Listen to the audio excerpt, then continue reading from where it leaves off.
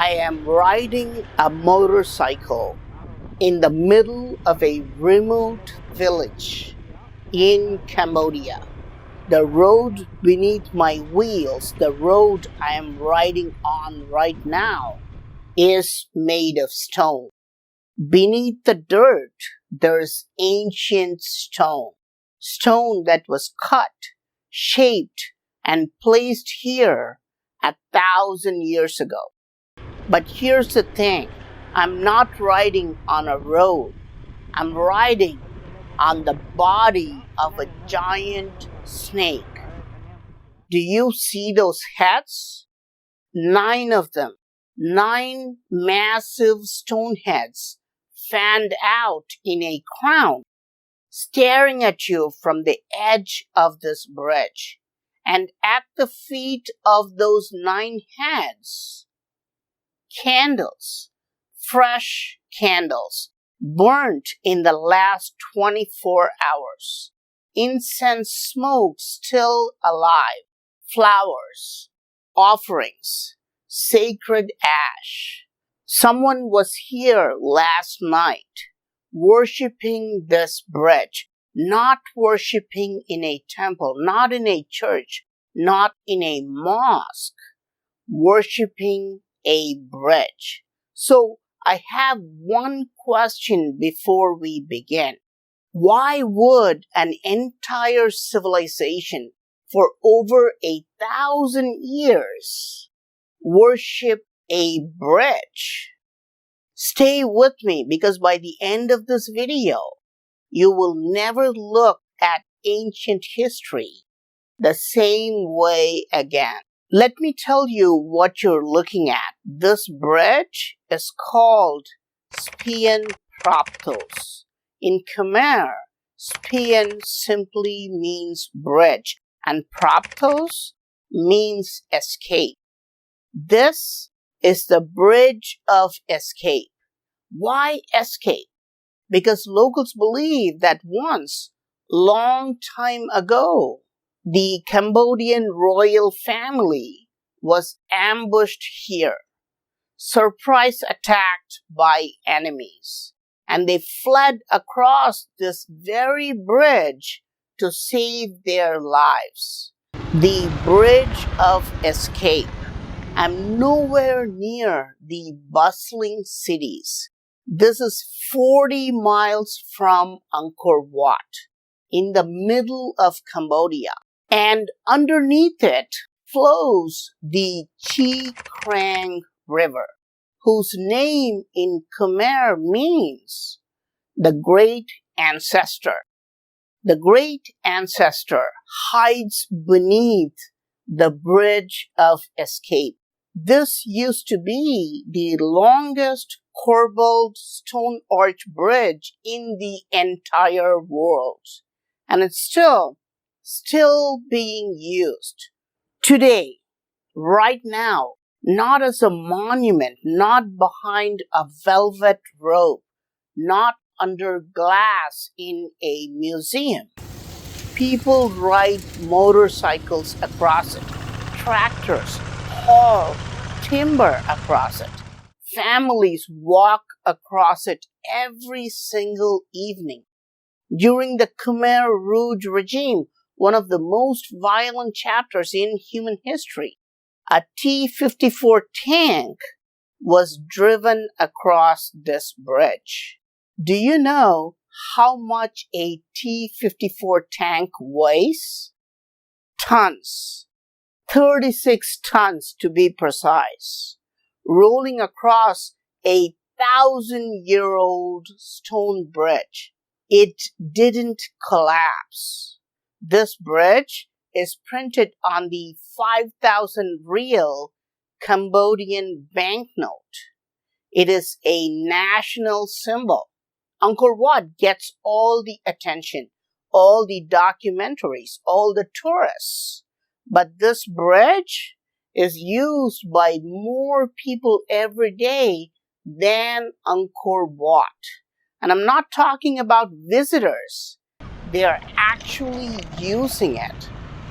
Think about that. But the engineering as extraordinary as it is not the real story here. The real story is on the railing. I want to show you something.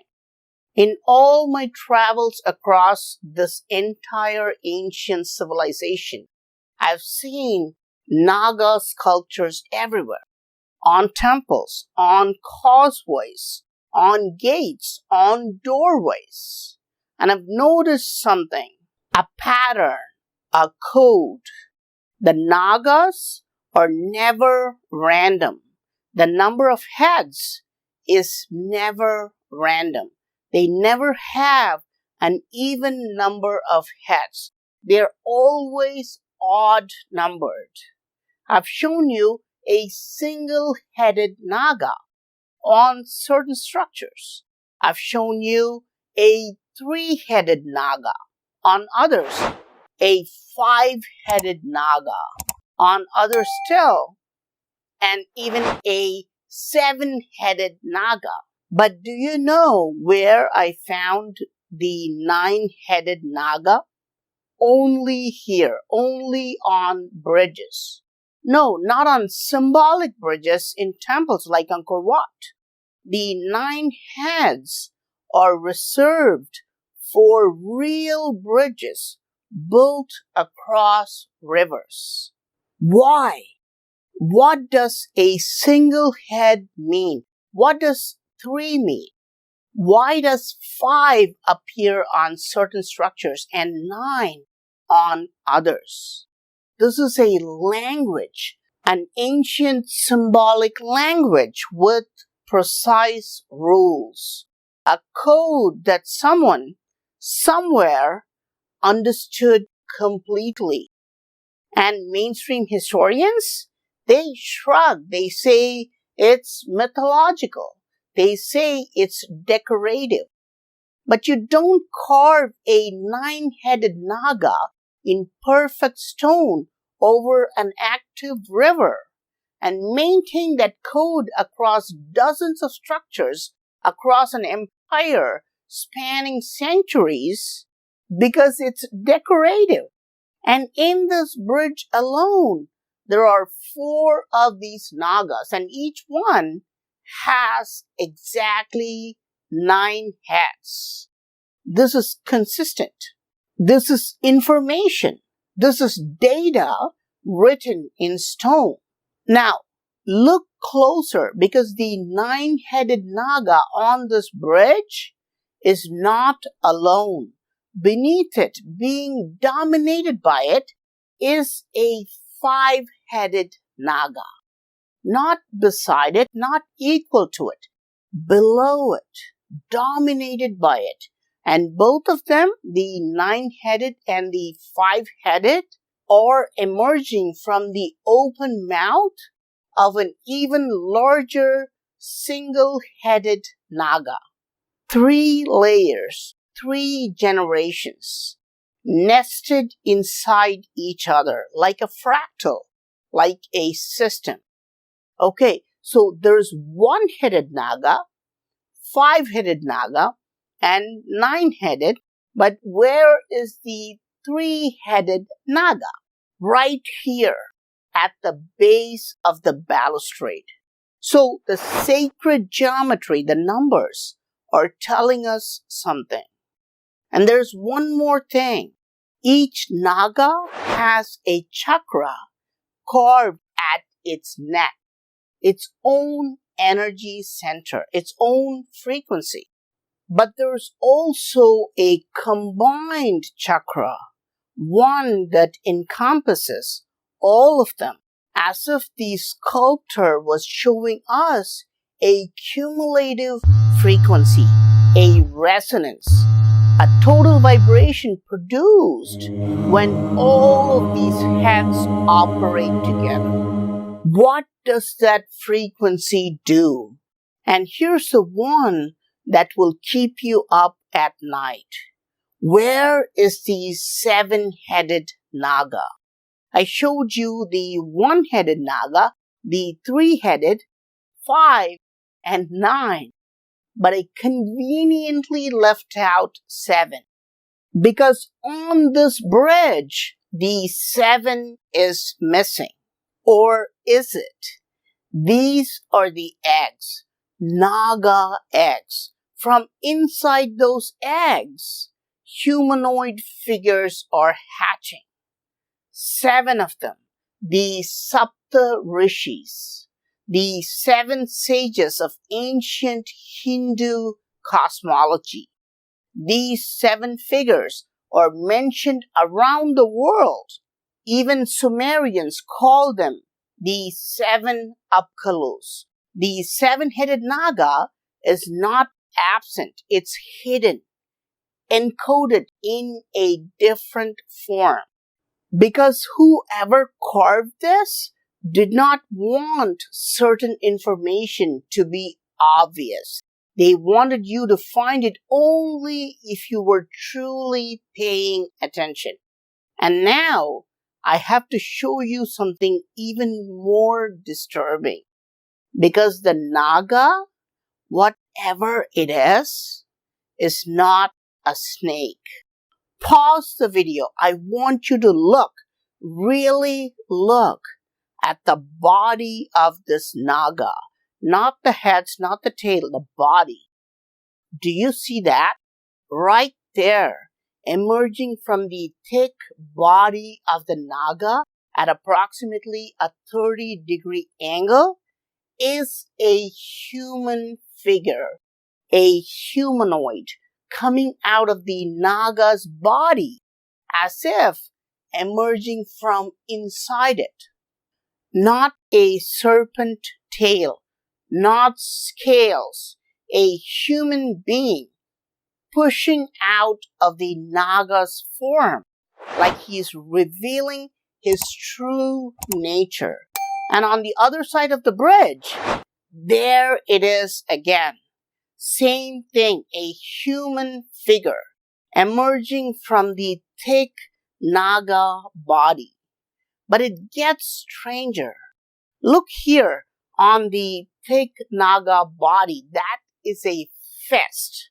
A giant clenched human fist punching out of the Naga's body.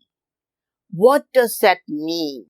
What ancient sculptor sits down and says, I will carve a fist emerging from a serpent?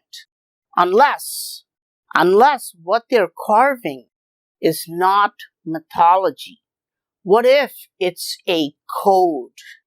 Now, go to the base of the 9-headed and 5-headed Nagas. Look at what's underneath them. A giant human figure standing tall in a namaste pose, hands pressed together, head bowed slightly. And around him, also in namaste, are more human figures on the sides of the balustrade, all in reverence. Are they worshipping the Nagas? Or is the figure in the center one of the Nagas shown in his true humanoid form, standing among his creations? Ancient sculptors did not carve things they hadn't thought about deeply. Someone was telling us something, and someone else made sure we could never be entirely certain what that something was. Because every single important face on this bridge has been destroyed. Every single one. This is not erosion. Rain erodes stone gradually. It rounds edges. It softens features. This is not that. Every face on this bridge, every important human or humanoid face has been deliberately, methodically, surgically removed. Not damaged, removed. The giant namaste figure below the 9-headed Naga face gone. The figure at the sacrificial stone or Balipita, face gone. This figure on another sacrificial altar, face gone. The figure holding a long drilling tool, face gone. And notice, the bodies are intact, the arms are intact. The namaste posture is perfectly preserved. The hands holding the tool are perfectly preserved. Only the faces were taken. Someone came here with tools, with intention, with purpose, and spent significant time and effort removing the identity of every significant figure on this bridge. Why? If you wanted to destroy a monument, you would destroy all of it. If you wanted to vandalize it, you would vandalize randomly. But this is targeted, this is specific. Only the faces, only the identities. The question is, who did not want us to know who these figures are? Was it invaders? Was it religious rivals trying to erase a competing belief system? Was it European colonizers who wanted the history of this civilization to remain mysterious and therefore more controllable? Or, and this is the darkest possibility, was it done by someone who knew exactly who these figures were and found that identity so dangerous that they could not allow it to survive? In the field of history, what was removed often tells us more than what remains. Now, come with me. Let's get off the bridge. Let's go underneath it. Because what you've seen from the road, the Naga heads, the carvings, the candles, that's just the surface. The real miracle is in the bones. Walk with me. You see these steps? The modern wooden ones? They were added recently, but the original steps, still here, still visible, are made of laterite. And these steps are not just steps. They're part of the retaining wall system. A retaining wall is an engineered structure designed to hold back soil, to resist lateral earth pressure, to prevent erosion, to stabilize sloped terrain. Modern civil engineers study this in universities for years. And right here, look at the angle. See how the wall slopes towards the channel. Not vertical, not straight up and down. It leans in towards the water. Why? By sloping the wall, ancient builders were increasing its base width and mass, giving it more weight to resist the earth pushing behind it. It's a gravity-based engineering solution. This is advanced retaining wall engineering in Cambodia 1,000 years ago. Now, stand at the deepest point of the riverbed. Look around you. The riverbed is not flat. It's not a box. It's not a pool. It's a V. Wide at the top where the embankments meet the water. Gradually narrowing, growing deeper and deeper towards the center. Why a V shape? Because a V-shaped channel does not allow water to stagnate. Water at the bottom of a V is always moving, always draining toward the lowest point, always flowing. If you build straight vertical walls on all sides, you create a pond, still water, breeding ground for mosquitoes, for disease, for sediment buildup that will eventually block the channel. Ancient builders designed a self-cleaning river channel. A self-cleaning river channel 10 centuries ago. Now, look at the staining on the piers. The first 8 feet of each pier, blackish, discolored. That is the watermark. That is where the river normally reaches every year. But the builders gave a headroom of 23 feet, 3 times the normal flood level. 3 times. They were not guessing. They were not being cautious. They had data. They had historical records of what this river could do at its worst. And they built for 3 times worse than that. By the way, 23 feet, not 24. Like I said, this bridge is a treasure trove for numbers. Now, look at the obelisk shape, the reflection in the remaining water below. See that? The pier's reflection, the obelisk shape, wavers in the water, moves its head from side to side like a Naga. Maybe the builders knew that too. Maybe that was intentional. Look up. Do you see how the stones are stacked? Each stone leans slightly inward, and the next one leans further, and the next one further still, until at the very top they almost touch. Almost. There's a sliver of light at the top, a thin crack. This is called a corbel arch. And I want you to remember that name, because a lot of people think that the corbel arch is only found in Europe.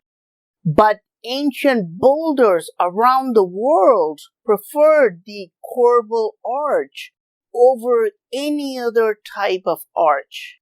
I'm standing underneath a corbel arch in remote Cambodia, built at least 900 years ago. Now, look at the materials. The road surface, what you walk on, smooth, perfectly flat sandstone. You just don't feel it because it's covered with a layer of dirt on top. But these sandstone blocks were brought from mountain quarries miles away, cut with precision, laid with perfection. The piers, the giant columns holding everything up, not sandstone, laterite, a volcanic rock that's plentiful here, easy to get, easy to shape. But now, look at the skeleton. Get close to the piers. Touch them. 90% of this bridge, the internal structure, the bones, is laterite. Rough, porous, raw. The builders reserved the fine sandstone for the visible surfaces, where it mattered aesthetically. The body and the heads of the Naga are all made of sandstone, but they used laterite for the structural core. This is not primitive. This is architectural layering. This is the same logic modern engineers use when they put rebar inside concrete. A basic inner skeleton, a beautiful outer shell. The sandstone is the makeup applied on the rough laterite blocks. Believe it or not, you can see the same technique in Angkor Wat. It looks like it's carved from pure sandstone. But that's not the whole story. On our Cambodia tour, I'll show you the ancient secret hidden inside its walls. I literally point out the laterite blocks hidden inside the sandstone facade. If you'd like to join my tours, please click the link below. Back to the bridge. You can see these columns. These are known as piers. A total of 21 piers. Ancient builders were not randomly picking numbers. They never were. But the piers, they're not just columns. Their spacing was calculated, and the reason for that calculation is darker than you might expect. The gap between two piers is called a span. On this bridge, the spans are deliberately narrow. Why? Because narrow spans do two things simultaneously. First, they slow down water.